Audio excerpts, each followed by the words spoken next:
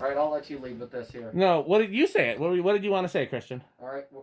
Are we on? Yeah, we're on. We're going. All right, well, we are back here. Now we have a garbage disposal, as my dad likes to call it. Say hello, Mr. Hello. Garbage Disposal. Yeah, it's, I don't know, it's actually a Emerson, what we call him is blenderfan. That's also not the name.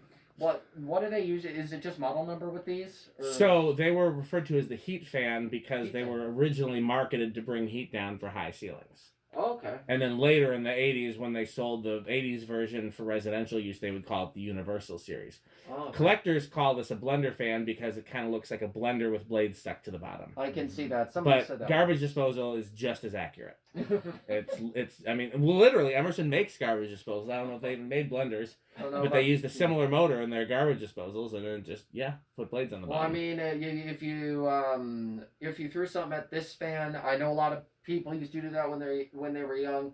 I'm just glad none of them did that to a blender because I think it would have blended it actually. But better than hurting the fan, I guess. Okay, thanks for watching.